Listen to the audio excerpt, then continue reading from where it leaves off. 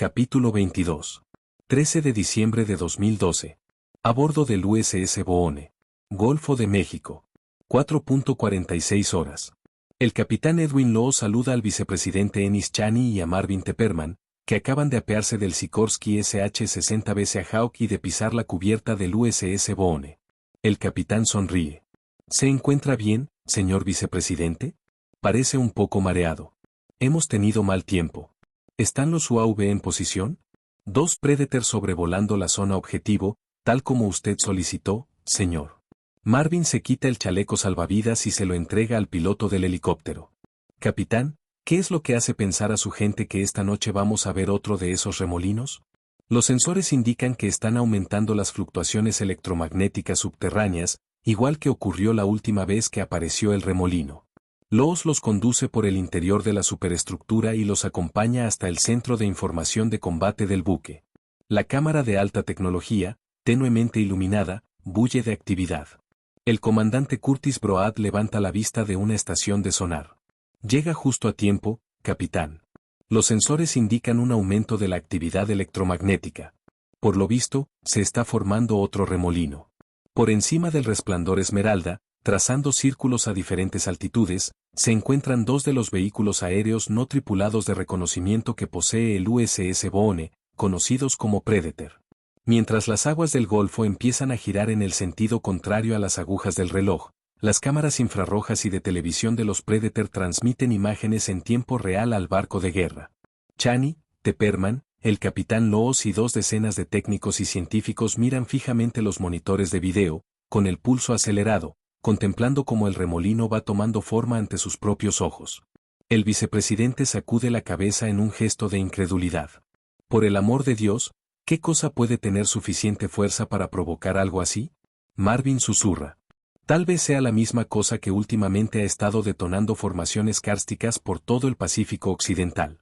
El torbellino empieza a rotar más deprisa, hasta que su monstruosa fuerza centrífuga abre un tremendo túnel que desciende en línea recta hasta el fracturado lecho marino. Mientras las aguas se separan, el ojo del vórtice lanza a la noche un brillante haz de luz esmeralda que surca los cielos como si fuera un faro celeste. Ahí están. Marvin señala la pantalla. Salen justo del centro. Los veo, susurra Chaney, perplejo. 3 sombras oscuras ascienden levitando en el rayo de luz, subiendo por el ojo del torbellino. ¿Qué diablos es eso? Dice Laws. Una decena de científicos estupefactos gritan órdenes a sus colegas y sus ayudantes para que verifiquen que se están recogiendo todos los datos de los sensores. Los objetos continúan ascendiendo por el interior del remolino. Flotando por encima del nivel del mar, se aproximan al más bajo de los 2 UAV. La imagen del Predator se vuelve borrosa debido a la estática y seguidamente desaparece. El segundo Predator continúa transmitiendo. Quiero que salgan de inmediato los 2 Seahawk, ordena el capitán Laws. Solo en misión de reconocimiento. Jefe, mantenga el Predator que queda a una distancia de seguridad. No pierda esa señal. Sí, señor. Señor, ¿cuál es la distancia de seguridad? Capitán, los Seahawk están ya en el aire. Que no se acerquen a esa luz, ladra Chaney. Los 3 objetos alienígenas alcanzan una altitud de 600 metros. A continuación, con una precisión robótica, ejecutan una pirueta rotando sus enormes alas para desplegarlas totalmente en sentido horizontal y aceleran. Al instante desaparecen de la vista. El capitán Law se abalanza sobre el sistema de adquisición de objetivos MK-23. La teniente comandante Linda Murarescu ya está intentando localizar los objetos por medio del radar de rotación rápida del boom. Los tengo localizados, señor, a duras penas. Jamás he visto nada igual. Ni huella de calor, ni sonido, tan solo una débil estática electromagnética. No me extraña que no los detectaran nuestros satélites. ¿A qué velocidad? ¿Viajan? A Mach 4 y acelerando. Los 3 objetos se dirigen al oeste. Será mejor que se ponga en contacto con él. NORAD, capitán. A esa velocidad, desaparecerán de mi pantalla en cualquier momento. Mando de Defensa del Espacio Aéreo Norteamericano NORAD Colorado. El imponente montículo de áspero granito de 2.900 metros de altura conocido como Monte Cheyenne se encuentra situado 6 kilómetros al suroeste de Colorado Springs. Cuenta en su base con 2 túneles de acceso, fuertemente vigilados, que recorren 500 metros bajo la superficie y son las únicas entradas del complejo subterráneo de 1,8 hectáreas de extensión conocido como el Mando de Defensa del Espacio Aéreo Norteamericano, o NORAD. El NORAD proporciona a los militares un centro de mando unificado que une todas las ramas de las Fuerzas Armadas, los diferentes centros de inteligencia, sistemas y estaciones meteorológicas. Sin embargo, la función principal de dicho complejo es detectar lanzamientos de misiles en cualquier lugar del mundo, ya sea desde tierra, desde el mar o desde el aire. Dichas eventualidades se clasifican en dos categorías básicas. Las advertencias estratégicas se lanzan cuando se lanza un misil ICBM contra Norteamérica, un hecho que tiene su origen a una distancia superior a 2100 millas náuticas y que tiene un tiempo de impacto de aproximadamente 30 minutos. Una secuencia de 4 minutos a través de la cadena de mando difunde rápidamente la información al presidente y a todos los centros de mando de defensa de Estados Unidos. Las advertencias, de teatro, se refieren a misiles lanzados contra Estados Unidos y las fuerzas aliadas sobre el terreno. Como un misil Scud de crucero puede atacar en cuestión de minutos, el NORAD envía el aviso directamente a los comandantes sobre el terreno vía satélite. El sistema de detección de misiles de advertencia temprana más importante del Monte Cheyenne se encuentra situado en el espacio, a una distancia de 35.600 kilómetros. Es ahí donde los satélites del Programa de Apoyo a la Defensa, DSP, del NORAD giran en torno a la Tierra en una órbita geoestacionaria y proporcionan una cobertura continua y superpuesta del planeta entero. A bordo de esos satélites, que pesan 2,5 toneladas cada uno, viajan avanzados sensores de infrarrojos que detectan de forma instantánea las huellas de calor creadas durante la fase de lanzamiento de un misil. El mayor Joseph Unsin saluda a los policías militares apostados junto a la puerta de cristal abovedada y se sube a un tranvía que está aguardando. Tras un breve trayecto a través de un laberinto de túneles, llega al centro de mando del NORAD para iniciar su turno de 12 horas. El comandante del NORAD no es lo que se dice un profano en cuestión de lanzamientos de misiles, pues cada año presencia no menos de 200 acontecimientos semejantes. Pero esto es distinto. Estando el mundo al borde de la guerra, las tensiones aumentan cada día y hacen pender de un hilo miles, quizá millones de vidas. Su homólogo, el mayor Brian Sedio, observa con atención el monitor de los satélites del Programa de Apoyo a la Defensa, con la cara del vicepresidente Cheney puesta en el videoteléfono montado encima de su consola. ¿Qué sucede? Sedio levanta la vista. Llegas justo a tiempo. El vicepresidente ha perdido la cabeza. El mayor apaga el interruptor que silencia el sonido. Lo lamento, señor vicepresidente. El DSP está diseñado para detectar huellas de calor, no interferencias electromagnéticas. Si esos objetos alienígenas que dice usted continúan cruzando el Pacífico en dirección a Asia, existe la posibilidad de que los captemos utilizando nuestro radar en tierra, pero en lo que se refiere a nuestros satélites, esos objetos son invisibles. La intensidad de la mirada de Cheney resulta alarmante. Búsquelos, mayor. Coordine la búsqueda que tenga que coordinar. Quiero que me informe en el momento en que los localice con exactitud. La pantalla queda en blanco. El mayor Sedio sacude la cabeza negativamente. ¿Te puedes creer esta mierda? El mundo se encuentra al borde de una guerra, y Cheney cree que estamos siendo atacados por extraterrestres. 14 de diciembre de 2012. Bosque de Piedra de Xilin. Provincia de Yunnan, al sur de China. 5:45, hora de Pekín. La provincia de Yunnan, junto con la de Guizhou, forma la región suroeste de la República Popular China. Es rica en lagos, altas montañas y frondosa vegetación, y pocas zonas de China ofrecen a los visitantes tan amplia variedad de paisajes para explorar. La ciudad más poblada de esta provincia es Kunming, la capital de Yunnan. Unos 110 kilómetros al sureste de dicha ciudad se encuentra su atracción turística más importante, el Bosque de Piedra de Yunnan, también conocido como el Bosque de Piedra de Xilin. Dicho bosque, que abarca una extensión superior a 260 kilómetros cuadrados, consiste en una gran cantidad de peculiares agujas de roca caliza que alcanzan alturas de casi 30 metros. Los senderos conducen a los visitantes por entre ese sinfín de pináculos, los puentes de madera cruzan arroyos y horadan los arcos naturales en la roca que tanto proliferan en este tortuoso paisaje.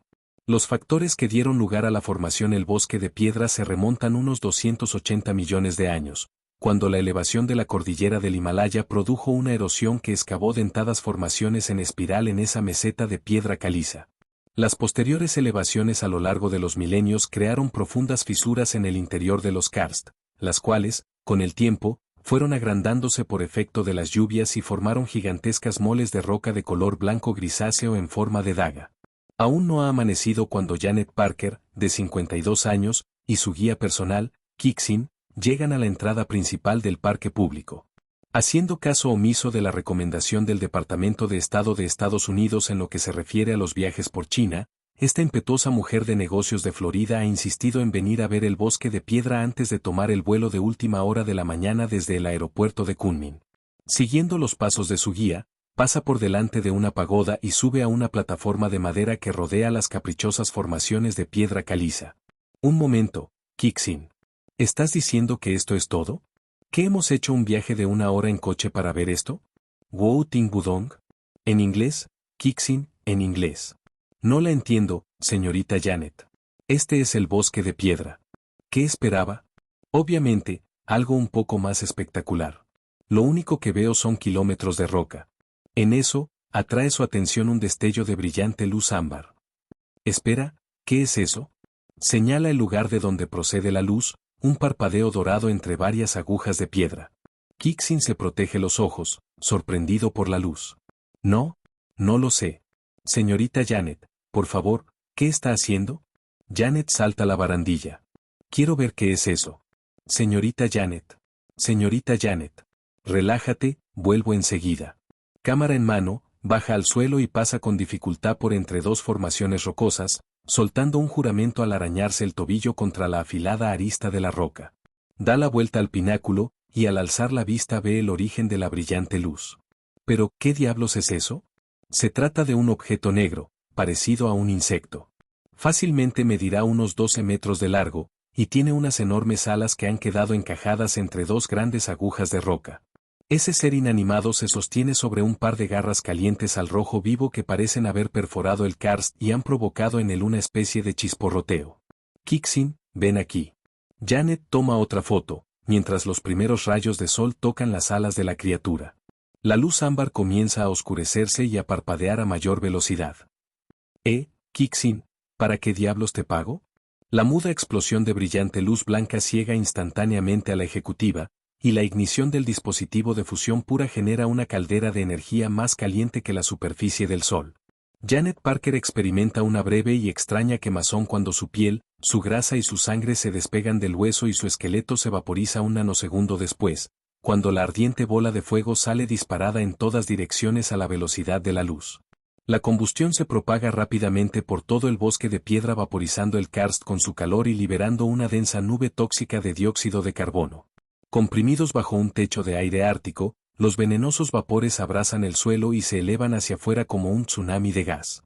La mayor parte de la población de Kunming aún duerme cuando la invisible nube de gas nocivo se extiende sobre la ciudad como una racha de viento ardiente en un día de verano. Los más madrugadores se desploman de rodillas aferrándose la garganta y sintiendo que el mundo gira a su alrededor. Los que todavía están en la cama apenas notan un hormigueo al asfixiarse sin llegar a despertar. En cuestión de minutos, todo hombre, mujer, niño y criatura que respire ha dejado de existir. Ciudad de Lensk. República de Sakha, Rusia. 5:47 horas. Pavel Senigny, de 17 años, toma el hacha que le entrega su hermano pequeño, Nikolai, y sale de la cabaña de troncos de 3 dormitorios. Fuera hay 30 centímetros de nieve recién caída y sopla un viento helado que le silba en los oídos y le acuchilla la cara. Se ciñe la bufanda y atraviesa el congelado jardín camino de la leñera. Aún no ha salido el sol, pero ¿quién, sino un oriundo de ese lugar, podría distinguirlo en esta región desolada y gris en la que el subsuelo está permanentemente helado? Pavel limpia la nieve de la superficie de un tocón congelado, coge un leño del montón y lo coloca en posición vertical. Acto seguido, con un gemido, blande el hacha y parte en dos el bloque de madera semicongelado para hacerlo astillas. Cuando va a echar mano de otro tronco, un brillante destello luminoso le hace levantar la vista. A través de la tenue luz que alumbra el horizonte norte de Lensk, se eleva una vasta cordillera cubierta de nieve que se halla oculta tras la nube gris del amanecer. Pavel observa un relámpago de luz blanca que parece estallar detrás de las nubes y que se propaga por las cumbres de las montañas, las cuales desaparecen rápidamente detrás de un tupido manto de niebla. Segundos después, Un poderoso retumbar y una sacudida del suelo. ¿Será una avalancha? La densa niebla impide a Pavel ver la devastación geológica que está teniendo lugar ante sus ojos. Lo que ve el adolescente es una nube de nieve de un blanco grisáceo que se expande hacia afuera y cuya onda de energía se dirige hacia él a una velocidad increíble. Suelta el hacha y echa a correr. Nikolai. Avalancha, avalancha. La onda expansiva nuclear levanta a Pavel del suelo y lo lanza de cabeza contra la puerta de la cabaña con la fuerza de un tornado de grado 5. Antes de que pueda notar dolor alguno, la estructura entera es arrancada de sus cimientos como si fuera un castillo de naipes y la ardiente riada de escombros barre la llanura consumiendo todo lo que encuentra a su paso. Chichén Itzá. Península del Yucatán. 22.56 horas. La camioneta Chevy negra, cubierta de polvo y sin parachoques trasero, atraviesa la densa selva, sus gastados amortiguadores emitiendo quejidos de protesta con cada brinco que da por la desigual pista de tierra. Al acercarse a la cadena de la entrada, se detiene con un chirrido de frenos. Michael Gabriel se baja de un salto del asiento del conductor. Examina la cadena de acero y se pone a manipular el oxidado candado alumbrándose con los faros del vehículo. Cuando Mick consigue abrir el candado con un chasquido y aparta la cadena, Dominic se desliza hasta el asiento del conductor. Mete la marcha, hace pasar la camioneta por la entrada, y a continuación regresa al asiento del copiloto al tiempo que Mick vuelve a ponerse al volante. Eso ha sido muy impresionante. ¿Dónde has aprendido a forzar candados? Durante el confinamiento en solitario. Naturalmente, siempre ayuda a tener la llave. ¿Y dónde has conseguido la llave? Tengo amigos que trabajan en el departamento de mantenimiento del parque. Resulta más bien patético que el único empleo al que pueden acceder los mayas en la ciudad que fundaron sus antepasados sea el de servir comida o acarrear basura. Dominic se agarra al salpicadero cuando Mick acelera por el accidentado camino de atrás. ¿Estás seguro de que sabes a dónde vas? Pasé la mayor parte de mi infancia explorando Chichén Itzá. Conozco esta selva como la palma de mi mano. Los altos faros de la camioneta revelan que más adelante hay un callejón sin salida. Mick sonríe. Por supuesto, de eso hace ya mucho tiempo. Mick. Dominic cierra los ojos y se agarra con todas sus fuerzas cuando Mick da un volantazo y se interna directamente por la jungla haciendo rebotar la camioneta por entre el follaje y la vegetación del suelo. Más despacio. Vamos a matarnos. El vehículo avanza por la espesura dando bandazos, esquivando de un modo u otro árboles y piedras.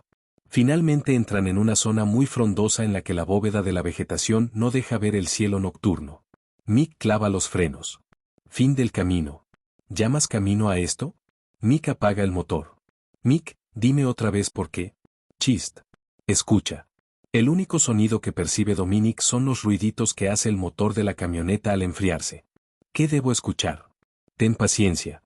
Poco a poco, alrededor de ellos va volviendo a la vida el canto de los grillos seguido por turno del resto de los habitantes de la selva. Dominic se gira hacia Mick.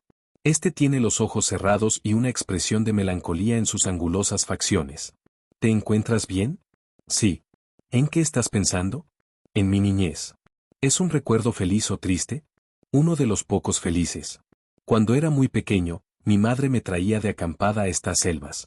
Me enseñó muchas cosas sobre la naturaleza y sobre el Yucatán, cómo se formó la península, su geología, de todo. Era una maestra maravillosa. Hiciéramos lo que hiciéramos, ella siempre conseguía que fuese divertido. Mick se vuelve hacia Dominic con sus ojos negros brillantes y muy abiertos. ¿Sabías que toda esta zona estuvo en otro tiempo bajo el agua? Hace millones de años, la península del Yucatán se encontraba en el fondo de un mar tropical cuya superficie estaba cubierta de coral, plantas y sedimentos marinos. La geología del fondo del mar consistía esencialmente en una inmensa capa de piedra caliza maciza, y entonces, ¡boom!, esa nave espacial, o lo que sea, se estrelló contra la Tierra. El impacto fracturó la roca caliza y provocó gigantescas olas de 600 metros y grandes incendios, e hizo que se formase una capa de polvo en la atmósfera, que ahogó la fotosíntesis y exterminó a la mayoría de las especies del planeta. Con el tiempo, la península del Yucatán fue elevándose y se convirtió en tierra seca. La lluvia se filtró por entre las grietas de la roca caliza, la erosionó y dio lugar a un vasto laberinto subterráneo que recorre toda la península. Mi madre decía que debajo de la superficie el Yucatán se parece a un gigantesco trozo de queso suizo. Se recuesta en el asiento y se queda con la mirada fija en el salpicadero. Durante la última glaciación, Descendió el nivel del mar y las cuevas ya no volvieron a inundarse. Eso permitió que se creasen en el interior del karst tremendas estalactitas, estalagmitas y otras formaciones de carbonato cálcico. El karst es el nombre científico que recibe una formación de roca caliza porosa. El Yucatán es karst en su totalidad. Sea como sea, hace aproximadamente 14.000 años los cielos se fundieron y el nivel del mar ascendió, con lo cual volvieron a inundarse las cuevas. En el Yucatán no hay ríos de superficie, toda el agua de la península proviene de las cavernas subterráneas. Los pozos son de agua dulce, pero conforme uno se va acercando a la costa se van volviendo más salobres. A veces se hundía el techo de una cueva y formaba una gigantesca cima. ¿Cómo es ese cenote sagrado? Mick sonríe. Has empleado la palabra maya. No sabía que la conociera siquiera. Mi abuela era maya. Ella me contó que existía la creencia de que los cenotes eran los portales de entrada al mundo inferior, a Xibalba. Mick, tu madre y tú, estabais muy unidos, ¿verdad? Hasta hace poco, ella era el único amigo que tenía yo. Dominic se traga el nudo que tiene en la garganta. Cuando estuvimos en el Golfo, empezaste a contarme algo acerca de cómo murió. Parecías estar enfadado con tu padre. Una expresión de incertidumbre cruza el semblante de Mick. ¿Deberíamos irnos ya? No, espera. Cuéntame qué sucedió. A lo mejor puedo ayudarte. Si no puedes confiar en mí, ¿en quién vas a confiar entonces? Mick se inclina hacia adelante y apoya los antebrazos en el volante, con la vista fija en el parabrisas saturado por los mosquitos. Tenía 12 años. Vivíamos en una cabaña de 2 habitaciones a las afueras de Nazca. Mi madre estaba muriéndose, el cáncer se le había extendido más allá del páncreas. Ya no podía soportar más radio ni quimio, y se encontraba demasiado débil para valerse por sí misma. Mi padre no podía permitirse contratar a una enfermera, así que me encargó a mí cuidarla mientras él continuaba con su trabajo en el desierto. A mi madre le iban fallando todos los órganos. Estaba tendida en la cama, hecha un ovillo para mitigar el dolor abdominal, y yo le cepillaba el pelo y le leía libros. Tenía una melena larga y oscura, igual que tú. Al final ni siquiera podía ya cepillarla, se le caía a manos llenas. Una lágrima solitaria le resbala por la mejilla.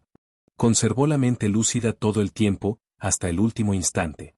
Siempre se encontraba mejor por las mañanas, podía sostener una conversación, pero al final de la tarde hablaba con voz débil y su pensamiento era incoherente, la morfina la dejaba totalmente sin fuerzas. Una noche, mi padre llegó a casa agotado después de haber pasado 3 días seguidos en el desierto. Mi madre había tenido un mal día. Luchaba contra una fiebre muy alta y sufría mucho, y yo estaba extenuado de atenderla durante 72 horas sin descanso. Mi padre se sentó en la cama y se quedó mirándola, sin más. Por fin yo me despedí y cerré la puerta de la habitación contigua, con la intención de dormir un poco. Debí de quedarme dormido nada más apoyar la cabeza en la almohada. No sé cuánto tiempo dormí, pero algo me despertó en mitad de la noche, una especie de grito amortiguado. Me levanté de la cama y abrí la puerta. Mick cierra los ojos, las lágrimas fluyen ya sin impedimentos. ¿Qué ocurre? Susurra Dominic. ¿Qué fue lo que viste? Los gritos eran de mi madre. Mi padre estaba de pie junto a ella, asfixiándola con la almohada. Oh, Dios. Yo me quedé allí quieto, todavía medio dormido, sin ser consciente de lo que estaba pasando. Al cabo de 1 o 2 minutos, mi madre dejó de moverse. Entonces fue cuando mi padre se fijó en que la puerta estaba abierta. Se volvió y me miró con una expresión horrible en la cara. Me arrastró al interior de mi habitación y me explicó entre sollozos y balbuceos que mi madre tenía tantos dolores que él ya no podía soportar el verla sufrir más. Mick se balancea adelante y atrás, sin apartar la vista del parabrisas. ¿En eso consisten tus pesadillas? Mick asiente. Cierra los puños y golpea con rabia el salpicadero quemado por el sol. ¿Quién coño era él para tomar esa decisión? Yo era el que se preocupaba por ella, yo era el que la cuidaba, no él. Dominic hace una mueca de dolor al verlo golpear el salpicadero una y otra vez, desahogando su furia reprimida.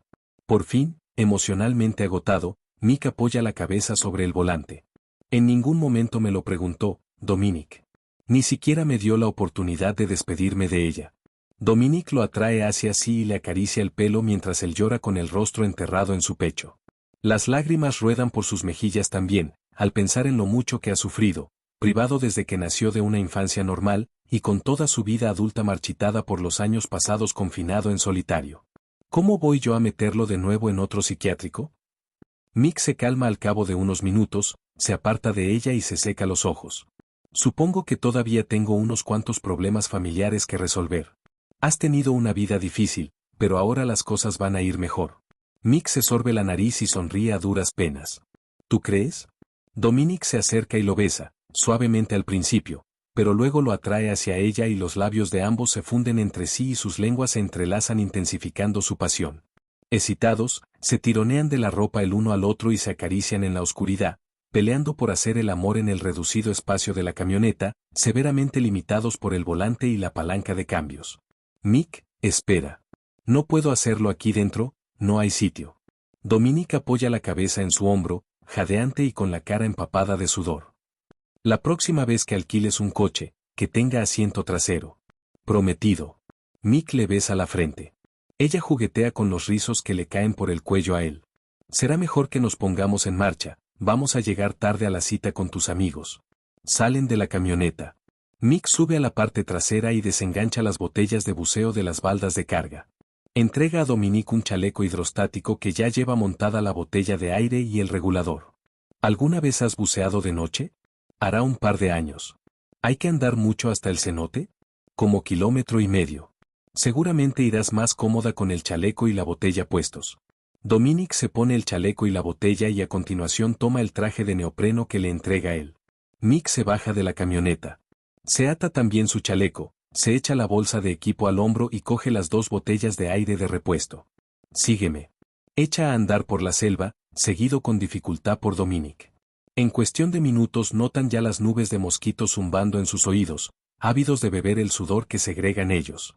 Caminando por lo que queda de un sendero invadido por la vegetación, se abren paso por la densidad de la jungla acribillados por los insectos y los espinos. El follaje va disminuyendo hasta convertirse en una extensión boscosa y el suelo pantanoso se llena más de rocas. Trepan por un repecho de un par de metros y de repente vuelven a surgir las estrellas en lo alto. Se encuentran en un sendero de piedras comprimidas de 4,5 metros de ancho, un antiguo sacbe construido 1000 años antes por los mayas. Mick deposita en el suelo las botellas de aire y se frota los hombros doloridos. A la izquierda está el cenote sagrado, a la derecha la pirámide de Kukulcán. ¿Vas bien? Me siento igual que una mula de carga. ¿Cuánto falta?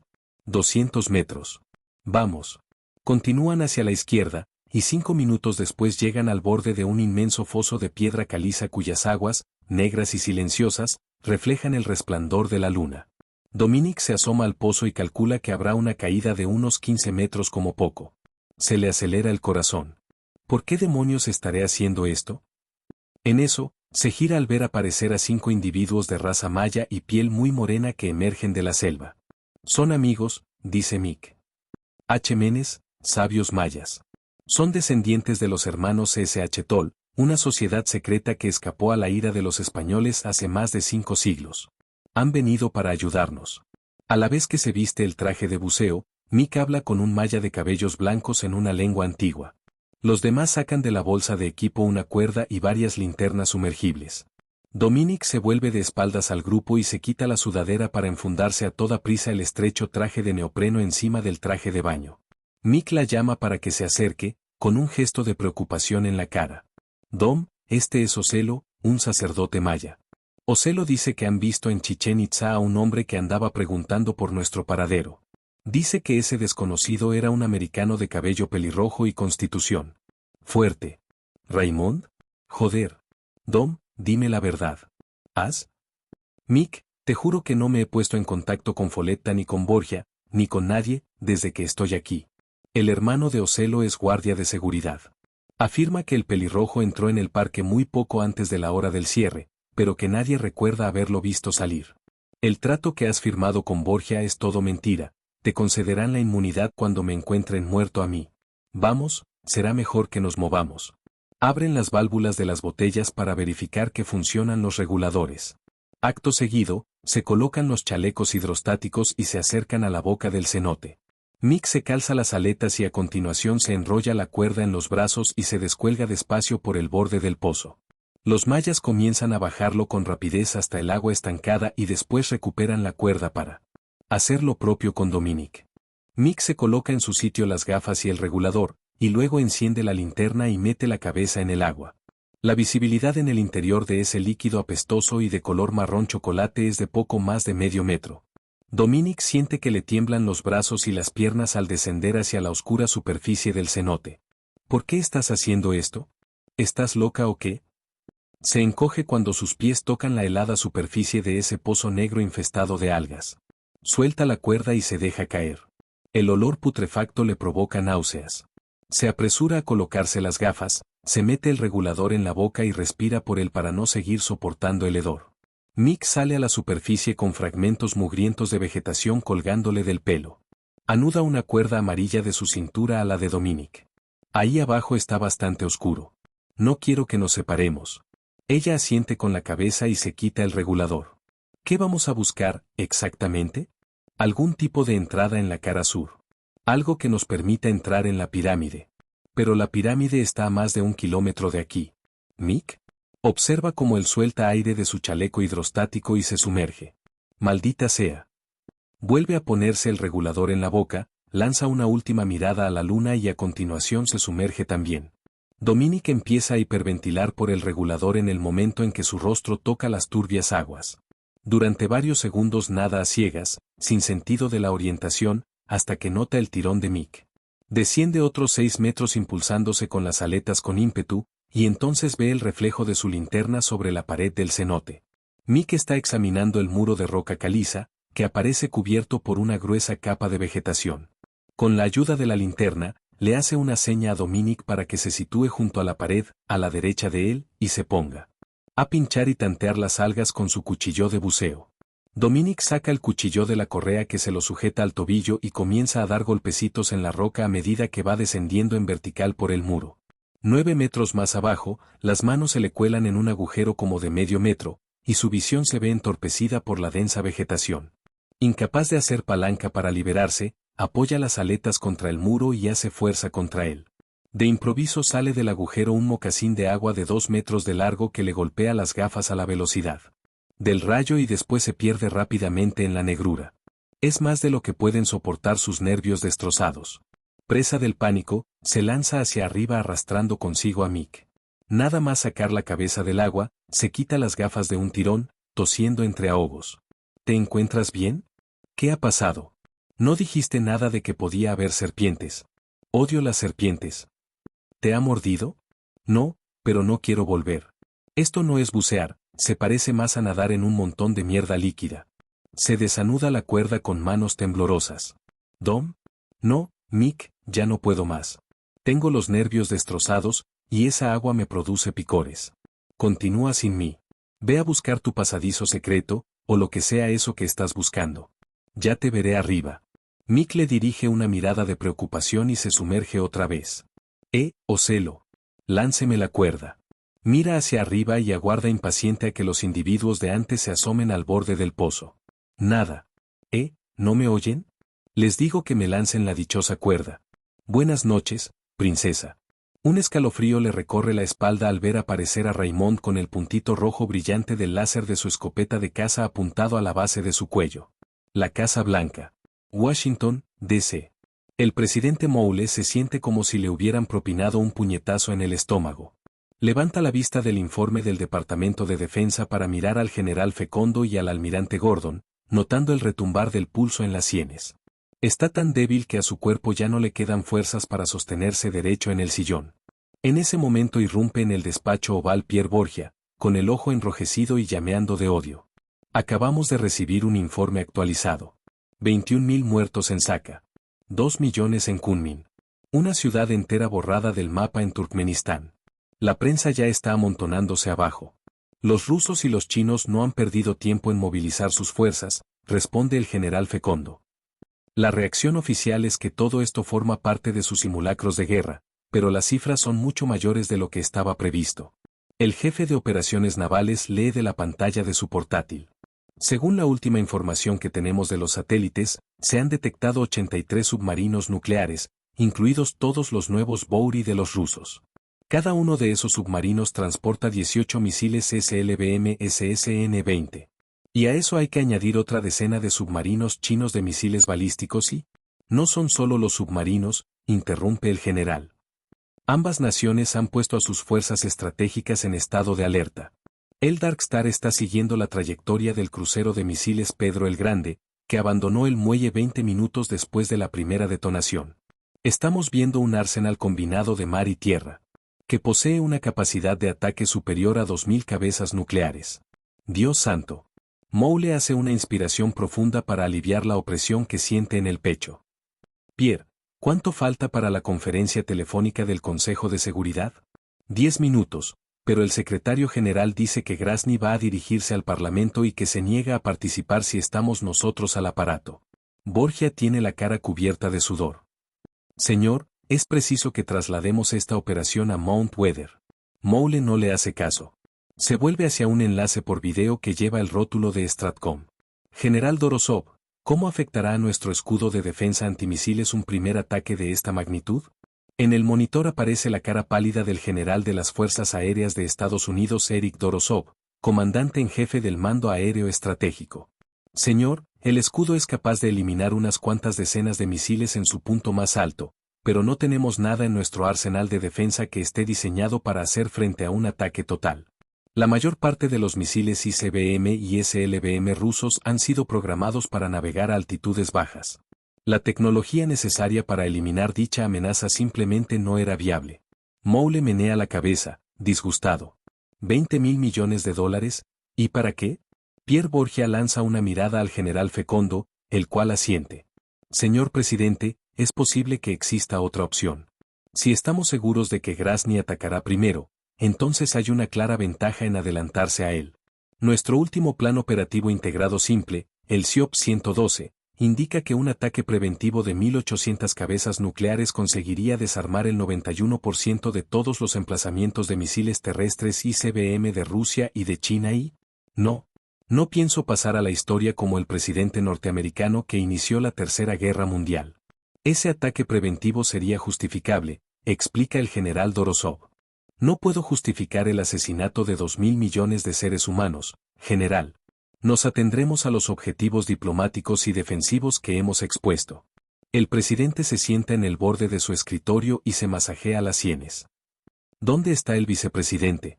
La última noticia que tengo, señor, es que se halla en ruta hacia el Boone. Quizá deberíamos enviarle un helicóptero para que lo trasladara hasta un emplazamiento de la Agencia Federal para la Gestión de Emergencias, afirma el general Fecondo. No, responde Borgia, un tanto apresuradamente. No, el vicepresidente no ha participado nunca en un ensayo. Sigue siendo miembro de la sección ejecutiva. No importa. Chani no fue agregado oficialmente a la lista de supervivientes. Mount Weather solo tiene sitio para... Basta, chilla el presidente. En ese momento entra Dick Pristas. Lamento llegar tarde, pero es que la vía de circunvalación es un zoo. ¿No han visto lo que está pasando ahí fuera? Conecta la CNN. Las imágenes muestran a americanos aterrorizados metiendo a toda prisa sus posesiones en coches ya sobrecargados. Alguien le pone un micrófono en la cara a un hombre que es padre de 3 hijos. No sé qué diablos está pasando. Rusia dice que somos nosotros los que hemos detonado esas bombas, y el presidente dice que no. Yo no sé a quién creer, pero no me fío de Moule ni de Grozny. Nos vamos de aquí esta noche. Sigue un primer plano de un grupo de personas que protestan delante de la Casa Blanca portando pancartas con mensajes del apocalipsis. Víctor Grozny es el anticristo. Arrepentíos. La salvación está en nuestras manos. Escenas de saqueos en un centro comercial de Bethesda. Filmaciones desde el aire de la autopista repleta de coches en apretada caravana. Un camión que vuelca al intentar eludir el atasco bajando por una pronunciada pendiente. Familias en la parte trasera de una camioneta abierta empuñando pistolas. Señor presidente, ya está lista la llamada del Consejo de Seguridad. Por la VC2. Moule se dirige a la pared del fondo, donde hay 5 videoteléfonos de seguridad. Se enciende la segunda unidad por la izquierda, y la pantalla se divide en 20 recuadros que muestran a los jefes de gobierno de los países. Miembros del Consejo de Seguridad de las Naciones Unidas. El espacio reservado a Rusia está vacío. Señor Secretario General, miembros del Consejo, deseo hacer hincapié en que Estados Unidos no es responsable de esas detonaciones de fusión pura. No obstante, ahora tenemos razones para creer que es posible que Irán tenga como objetivo a Israel, en el intento de arrastrar a nuestro país a un conflicto directo con Rusia. Permítanme que reitere una vez más nuestro deseo de evitar la guerra a toda costa. Con el fin de que no haya malentendidos, hemos ordenado a nuestra flota que abandone el Golfo de Omán. Les rogamos que informen al presidente Grozny de que Estados Unidos no lanzará ningún misil contra la Federación Rusa ni contra los aliados de la misma, pero no eludiremos nuestra responsabilidad a la hora de defender el Estado de Israel. El Consejo se encargará de transmitir su mensaje. Que Dios le ayude, señor presidente. Que Dios nos ayude a todos, señor secretario general. Moule se gira hacia Borgia. ¿Dónde está mi familia? Ya se encuentran de camino a Mount Weather. Muy bien, nos trasladamos. ¿General Fecondo? Sí, señor. Declare DEFCON 1. Chichén Itzá. Mick desciende cabeza abajo por la cara sur del cenote sin dejar de palpar la maraña de vegetación, en busca de algo fuera de lo normal. A 9 metros de profundidad el ángulo de la pared cambia de pronto y se tuerce hacia dentro, con una inclinación de 45 grados. Continúa bajando por el pozo sintiendo que la oscuridad se va intensificando cada vez más alrededor del menguante haz de luz de la linterna. Al llegar a 27 metros se detiene para compensar los oídos, que ya le duelen a causa de la presión. 32 metros. La pared sur se nivela de nuevo y recupera la verticalidad. Mick prosigue el descenso por el pozo negro como la pez, plenamente consciente de que no se encuentra preparado físicamente para bajar mucho más. Entonces lo ve, una mancha de luz brillante, igual que un cartel rojo de salida en un cine a oscuras. Da aletazos con más brío y después se nivela, sintiendo el pulso latir en su cuello mientras contempla con incredulidad la inmensa entrada, de 3 metros de alto por 6 de ancho. El haz de la linterna se refleja en la lisa superficie metálica de color blanco. Grabado en el centro de la barrera se aprecia un candelabro rojo luminiscente de 3 puntas. Mick deja escapar un gemido a través del regulador al reconocer instantáneamente esa antigua indicación. Se trata del tridente de Paracas. Bluemont, Virginia. El helicóptero de transporte en el que viajan la primera dama con sus 3 jóvenes hijos y los 3 congresistas vuela en dirección oeste pasando por encima de la ciudad de Bluemont y la carretera 601 de Virginia. El piloto distingue a lo lejos las luces de una decena de edificios situados dentro del complejo protegido por una valla. Se trata de Mount Weather, una base militar sumamente secreta que se encuentra ubicada a 73 kilómetros de Washington, D.C. Dicha instalación, gestionada por la Agencia Federal para la Gestión de Emergencias, FEMA, es la sede de operaciones conectada a una red de más de un centenar de centros federales de protección subterráneos que albergan el programa encubierto de continuidad del gobierno de Estados Unidos. Aunque ese complejo de 34 hectáreas está fuertemente vigilado, el auténtico secreto de Mount Weather se encuentra bajo tierra. En lo más profundo de esa montaña de granito hay toda una ciudad subterránea equipada con apartamentos privados y dormitorios colectivos, cafeterías y hospitales, una planta de purificación de agua y alcantarillado, una central de energía, un sistema de tránsito de masas, un sistema de comunicación por televisión y hasta un estanque. Aunque ningún miembro del Congreso ha afirmado nunca por voluntad propia conocer dichas instalaciones, muchos de ellos son de hecho miembros vitalicios de ese gobierno en potencia que ocupa la ciudad subterránea. En ella se han duplicado 9 departamentos federales, así como 5 organismos también de ámbito nacional. Hay varios cargos del gabinete nombrados en secreto que cumplen un mandato indefinido, sin el consentimiento del Congreso y apartados de la vista del público. Aunque no es tan grande como el complejo ruso del Monte Yamantou, este centro de gestión de crisis desempeña la misma función: sobrevivir y gobernar lo que quede de Estados Unidos tras un ataque nuclear total. El capitán de las Fuerzas Aéreas Mark Davis lleva 12 años realizando vuelos de ensayo de ida y vuelta al centro de Mount Weather. Aunque este piloto del puesto de mando aerotransportado de emergencias nacionales, padre de 4 hijos, se gana bien la vida, nunca se ha sentido feliz con el hecho de que él y su familia hayan sido excluidos de la lista. Davis ve surgir a lo lejos las luces del centro y aprieta los dientes. En el interior del centro trabajan más de 240 militares.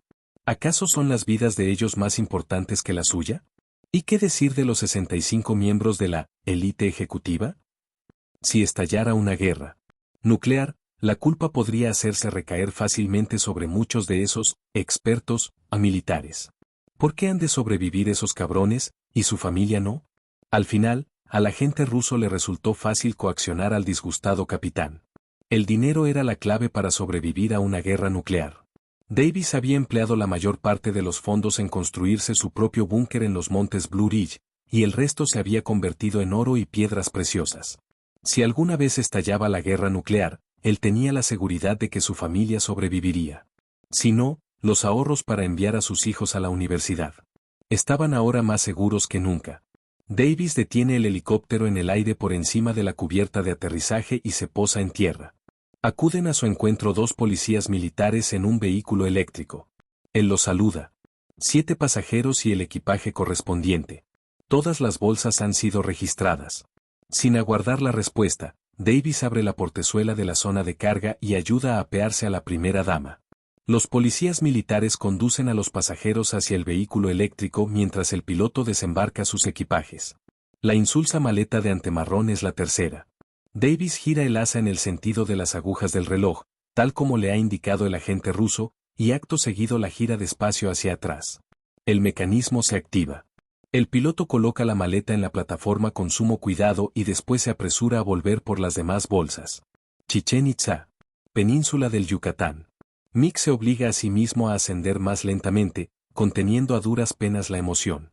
A 6 metros hace un alto para soltar nitrógeno mientras le bullen en la cabeza un sinfín de ideas. ¿Cómo hago para entrar? Tiene que haber algún mecanismo oculto diseñado para accionar la puerta. Consulta de nuevo el manómetro. 15 minutos. Cojo una botella nueva y vuelvo a bajar enseguida. Prosigue el ascenso, y se sorprende al ver las piernas de Dominic colgando bajo la superficie. Se desliza al lado de ella y termina sacando la cabeza del agua. Dom, ¿qué estás? La expresión de miedo de ella lo hace mirar hacia arriba. 15 metros por encima del nivel del agua del cenote descubre al pelirrojo, el jefe de seguridad del psiquiátrico de Miami, que le sonríe sentado en el borde del pozo. El puntito rojo del láser salta del cuello de Dominic al suyo. Esa zorra es mía. ¿Cómo te atreves a hacer esperar tanto a mi chica? Mick se acerca un poco más a Dominic y se pone a buscar a tientas bajo el agua la válvula del chaleco hidrostático. Déjala en paz, gilipollas. Si la dejas, no ofreceré resistencia. Podrás devolverme a Estados Unidos atado con cadenas. Serás un auténtico héroe. Esta vez no, hijo de puta. Folletta ha decidido modificar ligeramente tu terapia. Se llama muerte. Mick da con la válvula del chaleco de Dominic y rápidamente lo vacía de aire. ¿Cuánto te paga Folletta? Se coloca por delante de ella, con el láser situado sobre su traje de neopreno. En la camioneta tengo dinero, escondido debajo del asiento. Puedes quedártelo todo. Debe de haber por lo menos 10,000 en monedas de oro. Raymond levanta la vista de la mira del fusil. ¿Estás mintiendo? Mick agarra a Dominic y se lanza de costado para arrastrarla debajo del agua. Ella forcejea y se defiende, a la vez que inhala una bocanada de suciedad. Una rociada de balas silba junto a ellos mientras Mick coge su propio regulador y se lo mete a Dominic en la boca, al tiempo que la empuja más hacia abajo. Ella se pone en la cara las gafas inundadas y se apresura a vaciarlas, y acto seguido busca su propio regulador. Mick suelta aire del chaleco y llena de aire los pulmones. Agarra a Dominic por la muñeca y desciende a ciegas justo cuando una bala pasa rozando su botella de aire. A Dominic el corazón le late a 100 por hora. Flotando a 15 metros de profundidad, enciende la linterna, que a punto está de caérsele de la mano, mientras Mick se pone las gafas de buceo y las vacía. Ella se queda mirándolo, aterrorizada, insegura de lo que puede suceder a continuación. Mick vuelve a anudarle la cuerda alrededor de la cintura y señala hacia abajo. Ella niega con la cabeza. Una nueva ráfaga de disparos pone fin a la discusión. Mick la agarra de la muñeca y comienza a descender arrastrándola consigo. Dominic experimenta una oleada de pánico al internarse de cabeza en la oscuridad. Sobre ella se abate un silencioso olvido, y el dolor que siente en los oídos le indica que está bajando demasiado. ¿Qué está haciendo Mick? Desata la cuerda, o morirás. Se esfuerza por deshacer el nudo. Pero Mick levanta una mano y se lo impide. Le coge la mano y se la acaricia en un intento de tranquilizarla, y a continuación desciende de nuevo. Dominic se aprieta la nariz para compensar la presión y sigue bajando, pero ya con cierto alivio en los oídos. La pared inclinada se transforma en un techo por encima de su cabeza, la creciente claustrofobia resulta casi insoportable. Tiene la sensación de estar perdiendo toda la orientación, de que la oscuridad y el silencio la están asfixiando. Ahora cae ya en línea recta por una pared totalmente vertical. El manómetro indica más de 33 metros, el pulso golpea contra sus gafas, el cerebro le pide a gritos que lo libere. Se sobresalta al ver aparecer el resplandor de color rojo. Desciende un poco más, parpadea con fuerza y se detiene, y se queda contemplando fijamente la brillante imagen. Dios mío, así que ha encontrado algo. Un momento, yo he visto antes esa figura. Observa que Mick empieza a moverse alrededor de la luminosa entrada palpando con las manos los bordes exteriores del revestimiento metálico. La conozco. La he visto en el diario de Julius Gabriel. A Dominique le da un vuelco el corazón cuando de pronto llena sus oídos un profundo retumbar. Del centro del revestimiento surgen unas burbujas gigantescas que envuelven a Mick, y a continuación un monstruoso torrente, que la atrapa a ella y la absorbe hacia el centro de la entrada y hacia la negrura de un vacío que un momento antes no estaba ahí. La corriente la atrae tirando de sus pies hacia la oscuridad. Ella se retuerce, inmersa en la turbulencia de un río subterráneo cuya fuerza le arranca las gafas y se las empuja hacia abajo, contra el cuello, y le impide ver. Traga un poco de agua, pero enseguida se aprieta la nariz y vomita en el regulador, sin dejar de girar sin control en medio de esa oscuridad asfixiante, luchando por aspirar una bocanada de aire. En eso, el portal se cierra tras ellos y corta la corriente. Dominique deja de dar vueltas. Se coloca de nuevo las gafas, las vacía, y a continuación se queda mirando asombrada, paralizada por el nuevo entorno. Han penetrado en una vasta caverna submarina de belleza sobrenatural. Unas luces estroboscópicas de aspecto surrealista y de origen desconocido iluminan las paredes de roca caliza de esa especie de catedral subterránea proyectando embriagadores matices de azul, verde y amarillo. Del techo penden fantásticas formaciones de estalactitas, semejantes a témpanos gigantes que hacen que ellos parezcan enanos y que estiran sus puntas para enlazarse con un bosque petrificado de cristalinas estalagmitas que se alzan del suelo sedimentario de la cueva. Dominique mira a Mick emocionada y atónita, deseando poder formular un millar de preguntas. Él niega con la cabeza y señala su manómetro para indicar que solo le quedan 5 minutos de aire. Dominique consulta el suyo, y se queda sorprendida al comprobar que a ella le quedan menos de 15. Siente una ola de angustia que la recorre de arriba abajo. La claustrofobia de pensar que se encuentra atrapada en una caverna subterránea, con un techo de roca encima, supera su capacidad de razonar. Aparta a Mick de un empujón y vuelve nadando hacia la entrada, en el intento desesperado de abrirla otra vez. Pero Mick la obliga a regresar tirando de la cuerda. La sujeta por las muñecas y señala hacia el sur, donde se atisba la entrada de una caverna que describe una curva. Forma un triángulo con las manos. La pirámide de Kukulcán. Dominique comienza a respirar más despacio. Mick la coge de la mano y empieza a nadar. Juntos atraviesan una serie de grandes espacios sumergidos, y reparan en que su presencia parece activar más luces estroboscópicas, como si éstas estuvieran conectadas a un invisible detector de movimiento. Por encima de ellos, el techo abovedado presenta ahora numerosas filas de dientes semejantes a agujas, formaciones de piedra caliza que dan lugar a majestuosos tabiques en forma de arcadas y caprichosas esculturas en la roca. Mick siente una creciente opresión en el pecho a medida que avanzan pasando de una estancia azul añil a otra de color azul eléctrico. Consulta el manómetro y se gira hacia Dominique haciéndole un gesto con la mano en la garganta.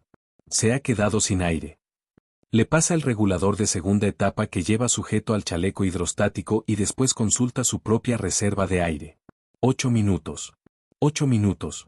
4 para cada uno. Esto es una locura. ¿Por qué me habré metido con él en el cenote? Debería haberme quedado en la camioneta. Debería haberme quedado en Miami. Voy a ahogarme, igual que Is. De repente el fondo se hunde y la caverna da paso a un inmenso recinto subterráneo, de límites invisibles. Las paredes y el techo de esa catedral de piedra caliza resplandecen con una tonalidad rosada luminiscente, y sus dimensiones son las mismas que las de una cancha de baloncesto de pista cubierta. No vas a ahogarte, solo te asfixiarás. Eso tiene que ser mejor que lo que tuvo que pasar el pobre Is. Perderás el conocimiento, simplemente te desmayarás. ¿De verdad crees que existe el cielo? En ese momento Mick tira de ella y señala con ansia un punto por delante de ellos. Dominique nada más deprisa, rezando para que haya encontrado una salida. Y entonces la ve. ¡Oh, no! ¡Oh, Dios! ¡Oh, Dios santo! Bluemont, Virginia. El helicóptero del presidente se encuentra 30 kilómetros al norte de Leesburg, Virginia, cuando explota la bomba de 12 kilotones. El presidente y su séquito no pueden ver el intenso estallido de luz, 1000 veces más brillante que un rayo. No pueden sentir la monstruosa vibración de la ola de calor, que se propaga rapidísimamente por el complejo subterráneo de Mount Weather vaporizando a la primera dama, a sus hijos y al resto de los habitantes y superestructuras que hay en su interior. Ni tampoco experimentan el aplastante abrazo de millones de toneladas de granito, acero y hormigón que provocan que la montaña se desmorone como si fuera un castillo de naipes. Lo que ven es una brillante bola de fuego anaranjado que convierte la noche en día. Lo que sienten es la onda expansiva que pasa sobre ellos rugiendo igual que un trueno y el incendio que prende fuego a los bosques de Virginia, parecidos a una alfombra en llamas. El piloto da la vuelta al helicóptero y huye a toda velocidad mientras el presidente Moule gime de dolor, el vacío le desgarra el corazón dolorido, y la rabia invade su cerebro amenazando la base misma de su cordura. Chichén Itzá. 34 metros por debajo de la base. De la pirámide de Kukulcán. Con los ojos muy abiertos y la sangre golpeándole las venas, Dominic contempla con incredulidad la prodigiosa estructura que se alza por encima de ella. Incrustada en el techo de piedra caliza de la caverna, sobresaliendo de la roca, se encuentra la quilla de una nave espacial alienígena gigantesca, de más de 200 metros de largo. Aspira una lenta bocanada de aire procurando no hiperventilar, con la piel literalmente en carne de gallina bajo del traje de neopreno. Esto no es real. ¿No puede serlo? La piel dorada y metálica del estilizado casco, grande como un buque de guerra, reluce igual que un espejo pulido. Mick agarra de la mano a Dominic y asciende en dirección a dos colosales estructuras montadas a uno y otro lado de lo que parece ser la sección de la cola de la nave. Cada una de esas estructuras es tan voluminosa y tan alta como un edificio de 3 pisos. Se acercan un poco más y se asoman al interior de uno de los motores de la nave, y las linternas revelan un avispero de compartimientos chamuscados con forma de dispositivos de poscombustión, cada orificio de un diámetro no inferior a 9 metros. Mick, tirando de Dominic, deja atrás los monstruosos motores y avanza hacia la proa de la nave, camuflada en la roca. Dominic chupa con más fuerza del regulador, alarmada al comprobar que no puede aspirar aire. ¡Oh, Dios! Se nos acaba el aire. Tira del brazo de Mick llevándose una mano a la garganta, al tiempo que la caverna empieza a girar a su alrededor. Mick ve que el rostro de Dominic se torna de un intenso color rojo. Él también nota una opresión en el pecho y una quemazón en los pulmones. Se zafa del abrazo de Dominic, escupe el regulador de repuesto que le prestó ella y vuelve a meterse en la boca el suyo. Acto seguido, da media vuelta y comienza a nadar lo más rápido que puede, arrastrando a Dominic de la cuerda y buscando algún tipo de abertura en el casco. Dominic forcejea, petrificada, sintiendo que se asfixia detrás de las gafas de buceo. A Mick, los brazos y las piernas le pesan como si fueran de plomo. Jadea contra el regulador, incapaz de aspirar aire, con los pulmones a punto de estallar. Se percata levemente de que al otro extremo de la cuerda Dominic es presa del pánico y nota un dolor en el corazón, y tiene que hacer un esfuerzo para mantener el cerebro despejado. En su delirio lo ve, una luz carmesí, que brilla 50 metros por delante de él. Con renovados bríos, nada y da aletazos sintiendo una intensa quemazón en los músculos, moviéndose a cámara lenta. Siente un peso muerto al otro extremo de la cuerda. Dominic ha dejado de forcejear. No te pares. El mundo subterráneo gira ya sin control a su alrededor. Muerde el regulador hasta hacerse sangre en las encías y chupa el líquido tibio justo en el momento en que surge ante sus ojos la imagen resplandeciente del tridente de Paracas. Unas pocas brazadas más. Sus brazos son de plomo. Deja de moverse. Sus ojos ébanos se ponen en blanco. Michael Gabriel pierde el conocimiento. Los cuerpos de los dos buceadores inconscientes flotan a la deriva hacia el reluciente panel de iridio, de 3 metros, y activan un antiguo detector de movimiento. Con un zumbido hidráulico, se abre la puerta exterior del casco haciendo que se precipite una corriente de agua al interior del compartimiento presurizado y arrastrando a los dos humanos a la nave extraterrestre. Diario de Julius Gabriel. ¿Qué criatura tan lastimosa es el hombre? Nace con plena conciencia de su propia mortalidad, y por lo tanto se ve condenado a vivir durante toda su insignificante existencia temiendo a lo desconocido. Impulsado por la ambición, con frecuencia desperdicia los preciados momentos que posee. Haciendo caso omiso de su prójimo, se complace en exceso en su egoísta afán por conseguir fama y fortuna, y permite que lo seduzca el mal para llevar la desgracia a las personas que ama de verdad. Su vida, tan frágil, siempre está pendiente de un hilo, al borde de una muerte cuya comprensión no le ha sido dada. La muerte es la que lo iguala todo. Todo nuestro poder y nuestros deseos, todas nuestras esperanzas y nuestros anhelos terminan muriendo con nosotros, enterrados en la tumba. Ajenos a todo, viajamos de manera egoísta hacia el gran sueño, concediendo importancia a cosas que no la tienen, solo para que en el momento más inoportuno nos recuerden lo frágil que es nuestra vida en realidad. Como criaturas emocionales que somos, rezamos a un Dios de cuya existencia no tenemos pruebas, con una fe desenfrenada y diseñada meramente para mitigar nuestro primordial miedo a la muerte, mientras intentamos convencer a nuestro intelecto de que ha de existir otra vida en el más allá.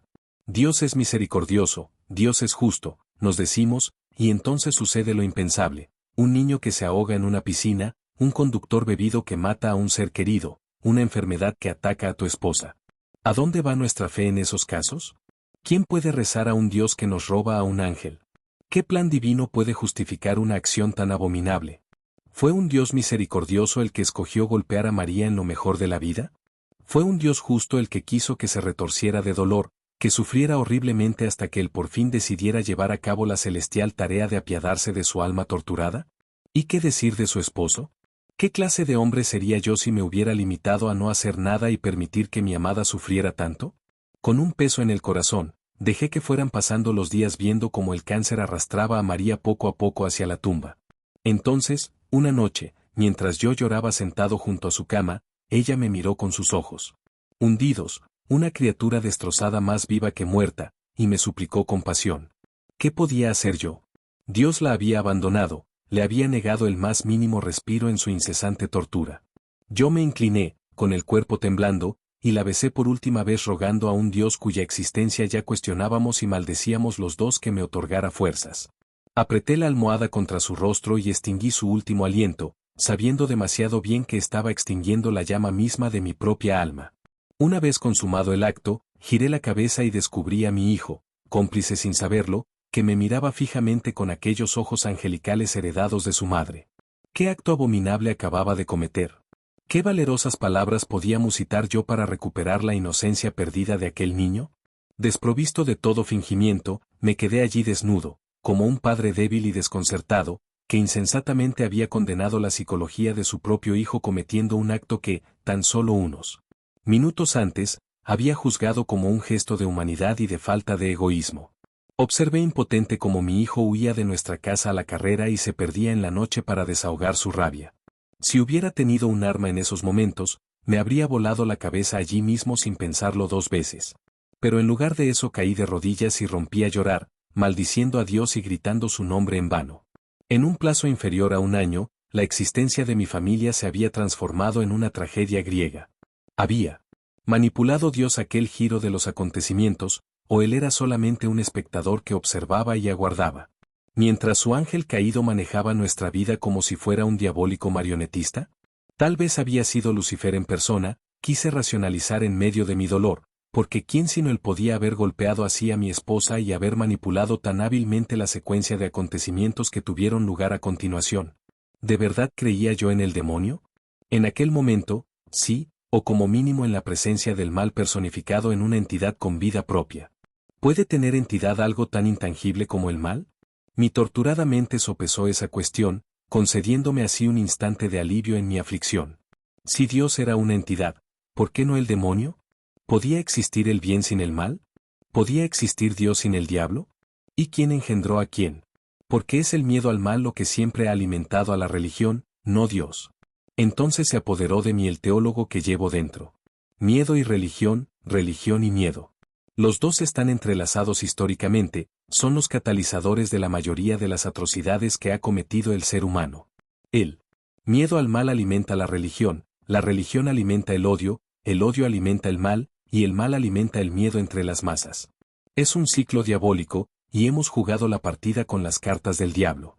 Con la mirada vuelta hacia los cielos, mis pensamientos volvieron a la profecía maya, y en mi delirio y mi dolor me pregunté si sería la presencia del mal lo que estaba orquestando la definitiva pérdida de la gracia por parte del ser humano y nos estaba conduciendo hacia la destrucción de nuestra especie. Y entonces cruzó por mi mente otro pensamiento: a lo mejor Dios sí que existía, pero en cambio había preferido desempeñar un papel pasivo en la existencia humana, nos había proporcionado los medios para forjar nosotros mismos nuestro destino, pero al mismo tiempo permitía que el mal ejerciera una influencia más activa en nuestra vida, para poner a prueba nuestra resolución y verificar nuestra aptitud a la hora de solicitar la entrada en el más allá al lado de él. María me había sido arrebatada, abatida en la flor de la vida. A lo mejor existía una razón detrás de la locura de aquel momento, a lo mejor yo estaba acercándome a la verdad y, en efecto, había dado con el camino que conducía a la salvación de la humanidad. Maldiciendo al diablo, contemplé las estrellas con lágrimas en los ojos y juré, por el alma de mi amada, que ni el cielo ni el infierno iban a impedirme resolver la profecía maya. Han transcurrido más de 10 años desde que hice ese juramento. Ahora, sentado tras el escenario escribiendo este pasaje final, aguardando a subir al estrado, me asusta enfrentarme a mis escépticos colegas. Pero, ¿qué otra cosa puedo hacer? A pesar de todos mis esfuerzos, aún faltan piezas del rompecabezas del día del juicio, y nuestra salvación como especie se encuentra en la balanza. Mi mala salud me ha obligado a pasar el testigo a mi hijo antes de lo que esperaba, y he depositado sobre sus hombros la responsabilidad de completar la maratón. Me han dicho que la persona que va a presentarme al público es Pierre Borgia. Estoy nerviosísimo de pensar en que voy a verlo de nuevo. A lo mejor los años han aplacado el odio que abrigaba contra mí. A lo mejor se da cuenta de lo que está en juego. Eso espero, porque voy a necesitar su apoyo si he de convencer a los científicos del auditorio para que pasen a la acción. Si me escuchan con una mente abierta, puede que los hechos basten por sí mismos para persuadirlos. Si no, temo que nuestra especie está condenada a perecer igual que perecieron los dinosaurios antes que nosotros. Existe una anotación final que he depositado en una caja de seguridad de Cambridge junto con fechas concretas en las que se puede romper el sello que la cierra. Si lográsemos sobrevivir al holocausto que se avecina, nos aguarda un último desafío, para 2 pequeños que no han nacido todavía. Ahora que los guardias de la sala me hacen señas para que suba al escenario, miro a Michael. Me indica su aprobación con un gesto de cabeza y con sus ojos de ébano fijos en mí, irradiando la inteligencia de su madre. Con la inocencia perdida tantos años atrás, se ha vuelto introvertido y distante, y temo que albergue en su interior una rabia que seguramente fue alimentada por la atrocidad que cometí. Y sin embargo, detecto en mi hijo una profunda determinación vital, y rezo para que la mantenga a lo largo del destino, hacia su definitiva salvación, y la nuestra. Extracto final del diario del profesor Julius Gabriel. 24 de agosto de 2001.